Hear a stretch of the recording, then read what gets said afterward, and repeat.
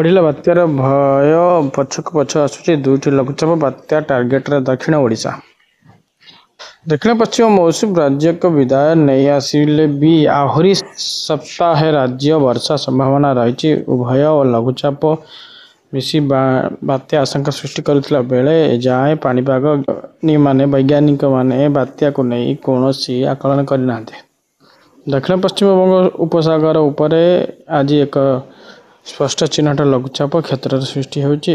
धीरे धीरे पश्चिम उत्तर पश्चिम आड़ को गति करने सह घनीभूत हेले आसंता सुधा तमिलनाडु और दक्षिण आंध्र उपकूल दक्षिण पश्चिम संलग्न पश्चिम केंद्रीय बंगोपसागर अवपात रूप परवर्ती 24 घटन पश्चिम उत्तर पश्चिम आड़ को गति कर उत्तर तमिलनाडु पुडुचेरी और दक्षिण आंध्र प्रदेश उपकूल आड़ को गति करने अधिक घनीभूत एक घनीभूत होगा रूप नेब से नहीं भारतीय पाणीपाग विभाग को IMD कौन स्पष्ट चित्र देना। अति अवपात जो उपकूल दक्षिण ओडिशा 25 तारीख पर्यंत बिजुली घड़घड़ी सह वर्षा संभावना थिबा आंचलिक पाणीपाग केन्द्र पक्षर कहुई।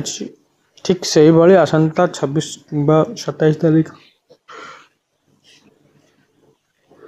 27 तारीख बेलू दक्षिण बंगोपसागर उपर एक लघुचाप सृष्टि हो पारे बोली आकलन करिसेंती। विशिष्ट पाणीपाग विशेषज्ञ शरद साहू एथिसह आसंता 29 किंबा 30 जाए केवल बंगोपसागर तृतीय लघुचाप सृष्टि होबार संभावना रही आकलन करा जायछि।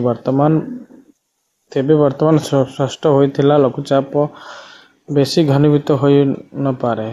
एपर्यंत बात्या नहीं कौन संभावना नथिबा कहिसेंती पाणीपाग विशेषज्ञ।